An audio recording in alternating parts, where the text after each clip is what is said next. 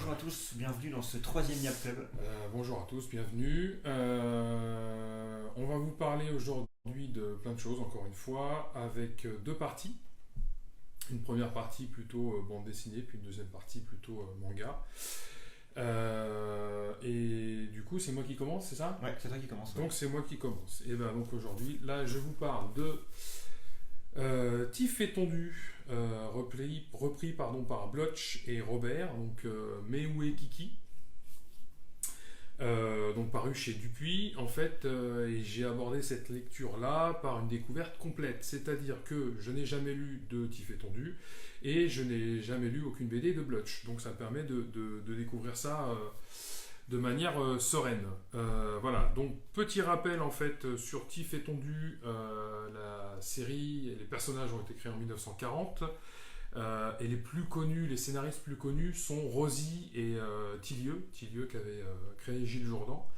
Et le dessinateur le plus commun de la série a été Will. Voilà.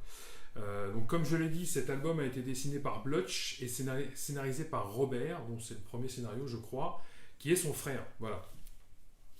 Donc en fait c'est une totale découverte, je le disais, à la fois sur le dessin et sur les personnages. Blotch a souvent un dessin plus sombre que ça en fait, et là ça marche pas trop mal. On a un dessin qui fonctionne bien avec des personnages qui rappellent un peu ce qu'ils étaient sur les formats précédents, mais qui sont clairement plus humains. Donc c'est clairement un polar en fait, si tu veux feuilleter. C'est clairement un polar en fait par le ton en fait du bouquin, par le rythme, par l'ambiance qui est développée. Et puis on perçoit que Blotch, je suis pas coutumier de ce qu'il a fait auparavant, mais il s'est un peu aventuré pardon, sur un terrain inconnu, hein, puisque là son style est plus commun. Et du coup avec beaucoup de succès, parce que moi je trouve que graphiquement ça fonctionne très très bien. Donc comme je le disais, c'est un polar. Ce qui est cool, c'est que les personnages sont beaucoup plus réalistes que ce qu'on voit dans la bande dessinée. On retrouve beaucoup de décors de Paris. On retrouve l'ambiance très typée années 80. On retrouve beaucoup de détails travaillés, notamment la proportion des corps. Qui ne sont pas les corps tels qu'on a pu les voir dans les BD précédentes. Et je suis perdu dans mes notes, mais c'est pas grave. Et du coup, beaucoup de détails, tant sur le décor que sur les petites références aux albums précédents, je devine, de par les personnages. Et surtout à tout ce qui a fait les années 80. Donc il y a beaucoup de voitures. On retrouve des voitures vraiment des années 80. La Matra Rancho, on retrouve des références à Mammouth, une ancienne chaîne de supermarchés qui n'existe plus. Donc on sent un gros travail là-dessus. En plus de ça, c'est clairement un album qui peut se découvrir sans tout avoir lu auparavant. Et totalement accessible. Et moi je trouve que derrière, rien que par la qualité d'édition, c'est presque un album air libre. Ça pourrait être un roman graphique air libre, sans parler de Tif et Tondu. Et au final, j'ai eu la très bonne impression de lire un film policier des années 80. Parce qu'il y a la dimension enquête, parce qu'il y a la dimension ambiance un peu sombre, il y a du vocabulaire un petit peu qui est travaillé presque à la Audiard. Enfin bon voilà, c'est bien foutu, c'est accessible. Il y a un joli travail de vulgarisation en quelque sorte pour avoir quelque chose qui est vraiment figuratif et plus typé roman graphique que BD franco-belge, ce que c'était avant. Voilà. Ça sent super bon. Ça, les gens ne peuvent pas le savoir, mais l'encre qui est l'encre est sympa. Donc voilà, donc c'est une 100% découverte et franchement c'était très sympa. Je remettrai quelques images certainement sur la page Facebook, mais moi je le conseille, c'est vraiment agréable. Si vous aimez le polar, si vous aimez tout ça, même si vous ne connaissez pas Tif et Tondu, lancez-vous, c'est très bon.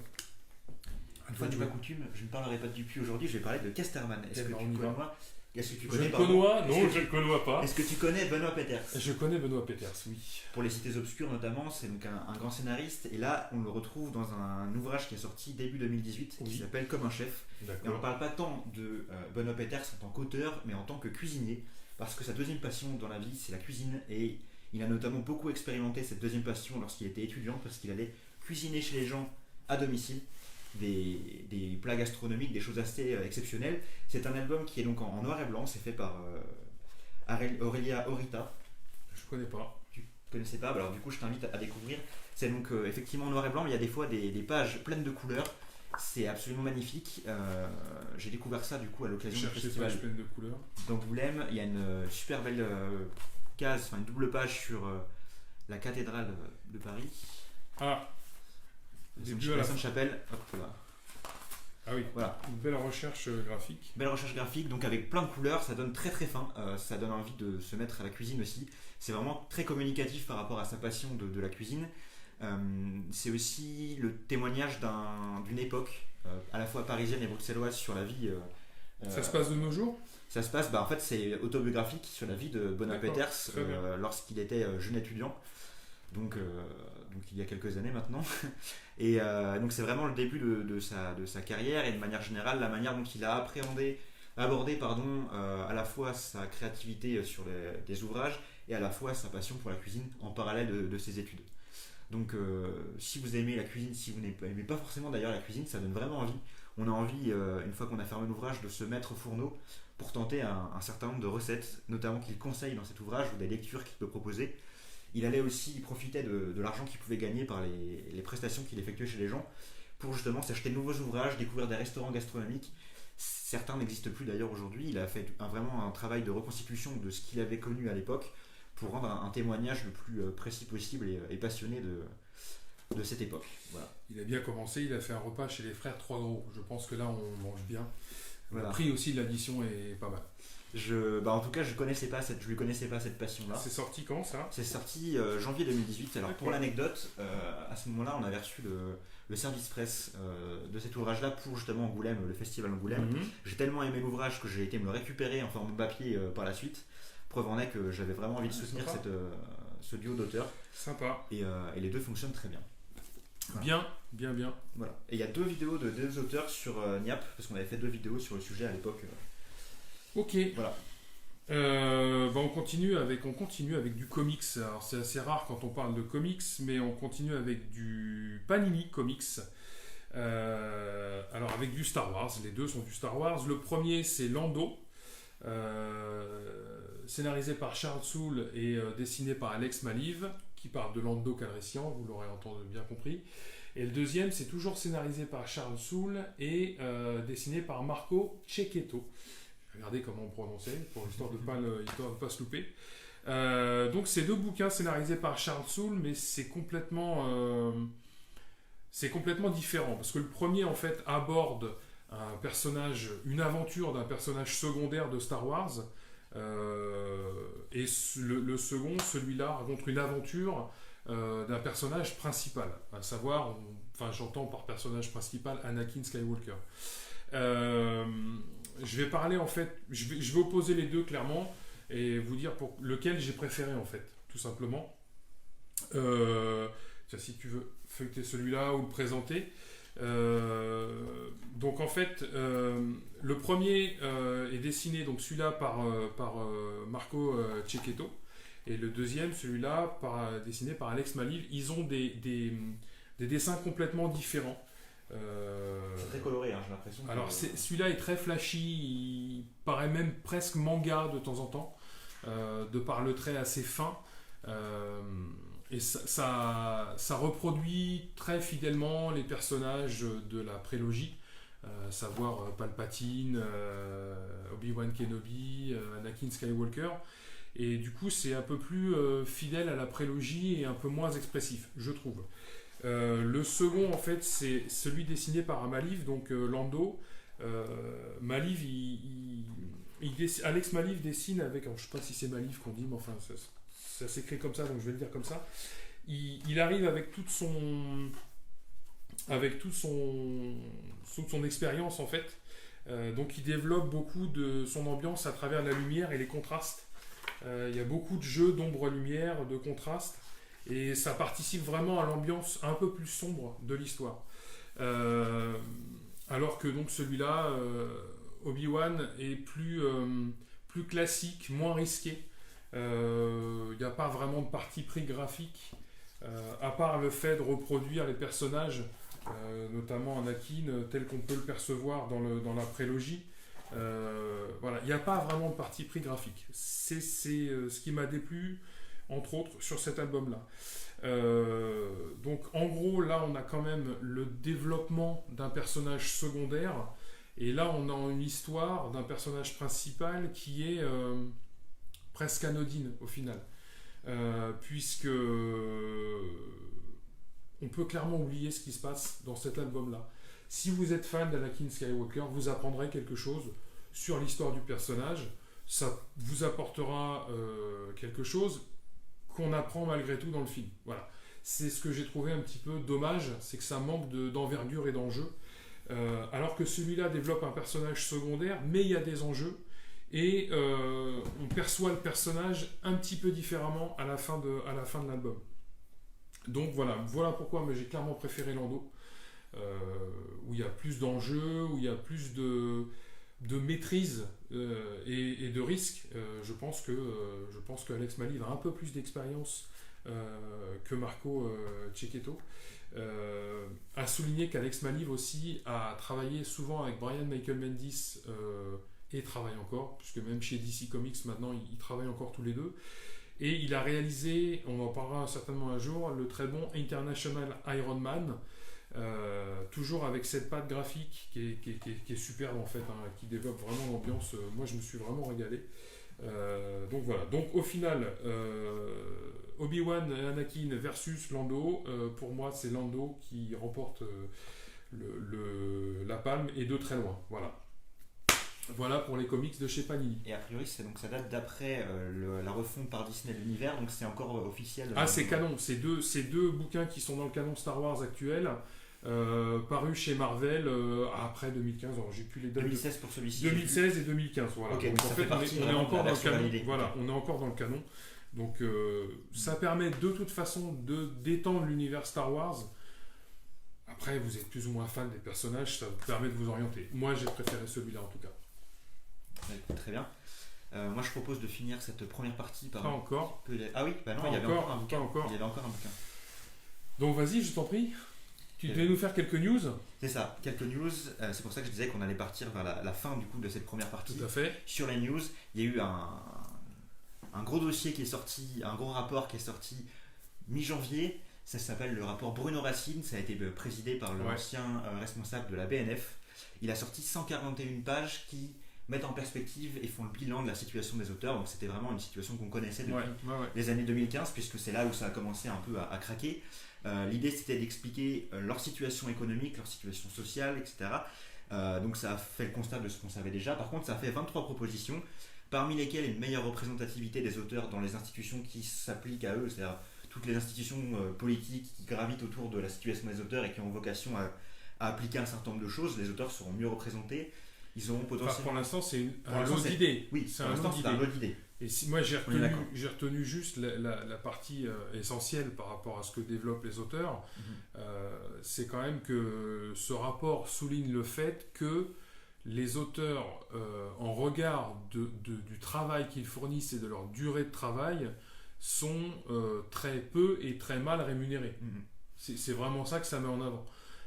Donc aujourd'hui, quand on voit, qu'on se dit tous que c'est la crise au niveau des auteurs et que c'est très compliqué aujourd'hui pour un auteur de BD, enfin pour une grande majorité, parce que pour certains ça l'est moins, mais ce rapport-là souligne la situation et confirme que c'est compliqué effectivement.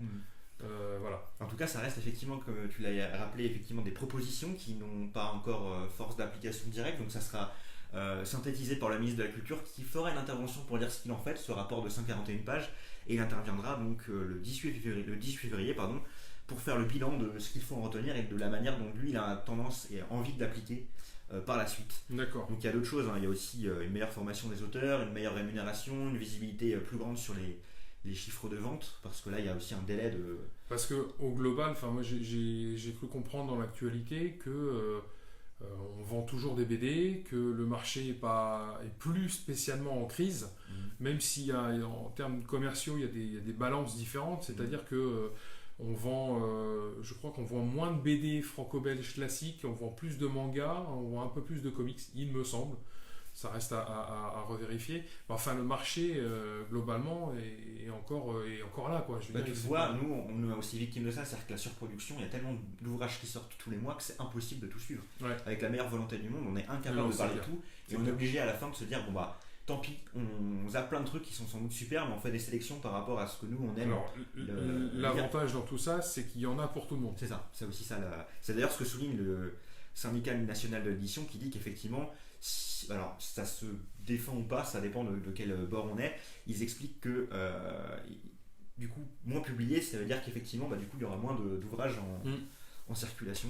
C'est un choix. Après, qu'est-ce qu'on veut? Est-ce qu'on veut que les auteurs soient mieux payés et avoir moins d'ouvrages, ou plus d'ouvrages et les auteurs qui soient... Quand même quelques petites sorties, je ne donnerai aucun éditeur, aucun nom, aucune série, mais il y a quand même quelques petites sorties qui sont dispensables, on va dire. Mais voilà. Après, faut aussi comprendre que chaque bande dessinée qui sort, c'est le fruit d'un travail d'un auteur. Et donc tout le monde a sa part de responsabilité, que ce soit chez les éditeurs, que ce soit chez les auteurs, etc. C'est sûr que si on demande à un auteur de sortir une BD en 8 mois, par exemple, un dessinateur, il aura des choix à faire. Et voilà. Par contre, si on lui dit prends le temps que tu veux, je pense que ça fera la liaison avec la BD d'après. Je pense que là, on peut développer quelque chose d'intéressant. Simplement, l'édition, c'est un business comme les autres et ça obéit des lois. Donc voilà. Ouais, je pense que voilà, ça fait déjà un bon petit rappel d'un dossier important, dont on suivra l'évolution jusqu'au... Semaine prochaine, du coup. Semaine prochaine, on vous tient au courant. On vous tient au courant. Les news, c'est principalement sur Twitter maintenant. On a vraiment mis l'accent là-dessus. Tout à fait. Alors on enchaîne avec un peu de nouveauté, puisqu'on vient de parler d'édition de bande dessinée au format classique, et maintenant il y a de plus en plus de BD en fait qui sont édités via le financement participatif. Et du coup je vous parle du Sucre de la Pierre, dessiné et scénarisé par Hervé Leblanc, que je ne connaissais pas.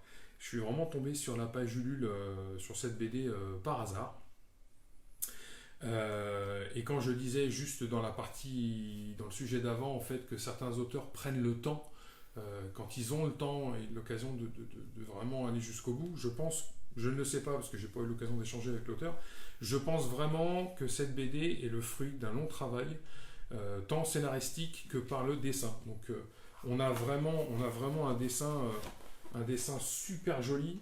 Je fais un zoom plus précis, histoire que vous voyez bien bien ce que c'est. C'est vraiment très bien foutu. Moi, j'ai craqué sur le dessin, en fait. C'est-à-dire que j'avais aucune notion du scénario quand j'ai participé à la campagne, et j'ai vraiment craqué sur le dessin. Donc, qu'est-ce que ça raconte? C'est un univers qui est complètement séparé, scindé, en fait, de notre univers. Il n'y a rien de commun.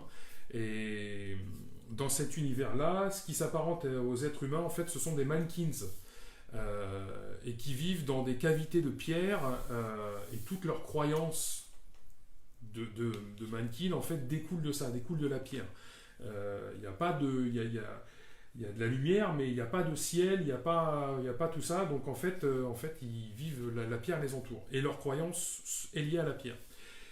Donc cette pierre est sacrée, en fait, et dans les fondements de ce monde-là, il y a une échelle sociale qui est basée sur les croyances de la pierre. On retrouve des équivalents de prêtres ou des choses comme ça. Ça ne s'appelle pas pareil. Et là, l'arrivée d'un inconnu va tout changer. Et donc on suit ça et on découvre, on s'imprègne de ce monde-là, vraiment en tournant chaque page. Si tu veux feuilleter un peu. C'est vraiment, graphiquement, c'est à tomber par terre. Le scénario, par contre, est un peu plus complexe, un peu moins accessible directement que le dessin. Le dessin est vraiment travaillé, léché, les personnages ont des expressions vraiment très bien. On voit qu'il y a des dominantes de couleurs, il y a des cases très sombres et des pages oui. c'est très, très net. Clair, pardon. Non, beaucoup plus clair, oui, Ouais. mais j'ai compris ce que tu as dit. Le scénario est plus complexe et je pense que ça nécessitera plusieurs lectures. Donc moi, je pense que je le relirai très vite. On peut assimiler le scénario à un conte onirique, parce qu'on a peu de liens avec notre vie actuelle et notre monde actuel. C'est une métaphore au final. Alors, sur la société actuelle, je pense que chaque lecteur aura son interprétation de l'histoire. L'histoire a cette force-là aussi. Donc, comme je le disais, le dessin est archi maîtrisé. Moi, j'ai perçu aucune erreur de décor ou de proportion dans les corps. C'est un très très beau travail.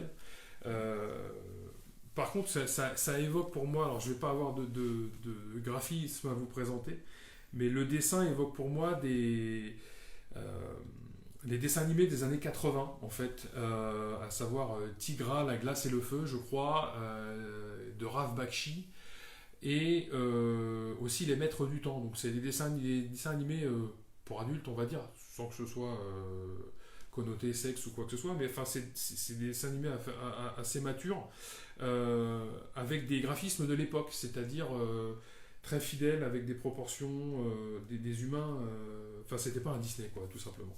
Donc je vous engage à regarder sur Google Tigra, la glace et le feu, ou Les Maîtres du Temps, vous aurez des aperçus de ce que c'est. Et moi, c'est vraiment ce que m'a rappelé ce bouquin. Donc voilà. Donc pour rappel, si vous souhaitez acquérir ce bouquin-là, vous pouvez nous contacter. On vous mettra le lien de la page ou le lien de la page Ulule, quoi qu'on l'avait déjà partagé, me semble-t-il. Je crois que ce bouquin n'est pas disponible via les librairies habituelles. Donc si vous souhaitez acquérir ce bouquin-là, qui est complètement original et atypique dans la production actuelle, si vous ne trouvez pas la page Ulule, nous on vous renvoie, contactez-nous. Voilà. Donc très très bon travail de Hervé Leblanc. Et en plus, c'est un bel objet, hein. Je trouve que pour une bande dessinée éditée sur le. J'aime je beaucoup. trouve que la texture du bouquin est vraiment bien Il fichue. y a beaucoup de qualité dans l'édition. Le papier est aussi de bonne qualité, quoi. Ouais. C'est pas parce que c'est un circuit, on va dire. Non, participatif que c'est une quelque très chose de belle merveilleux. surprise. C'est-à-dire que quand j'ai reçu le bouquin, j'ai dit waouh, super. Voilà. Ouais. Donc je suis ravi d'avoir acquis ce bouquin. Puis c'est un peu Acquis ce bouquin, pardon. C'est pas grave, le live fait qu'on des fois on bafoue, Voilà. c'est pas grave, ça fait partie du jeu. Moi je pense qu'on a fini cette première partie. Tu voulais faire une référence peut-être? À ça, Non, à une vidéo qu'on aurait lancée sur notre page YouTube il y a peu de temps. dans la deuxième partie peut-être, plus que la première. Mais comme tu veux. Ben non, mais je pense qu'on va y faire référence. Donc je pense que vous l'avez très certainement vu passer sur notre page. Un sujet qu'on a tourné en partie au château de Versailles sur le château de mon père. Donc c'est une très bonne BD là aussi, qui parle d'histoire, qui parle d'art, et qui parle d'une époque aussi, fin du 19e, début 20e. Donc on vous engage vraiment à aller visiter la page YouTube et à regarder cette vidéo. Et si vous n'êtes pas abonné, vous abonnez à notre page YouTube. Et Voilà. je crois que c'était d'ailleurs la première fois que tu faisais une chronique face cam Tout à fait. sur YouTube. Donc Tout à fait. C'est Voilà. à saluer. Voilà. Et donc voilà, tu fais partie maintenant de l'équipe sur la partie chronique vidéo Vous m'avez vu partout. sur YouTube. Et il y a des jolis plans aussi du château, donc c'est vraiment l'occasion de découvrir l'exposition. Voilà. Donc allez-y. Voilà. Et donc on vous laisse là pour cette première partie. Restez là vraiment. On revient pour une deuxième partie plus manga. Voilà. À tout de suite. À tout de suite.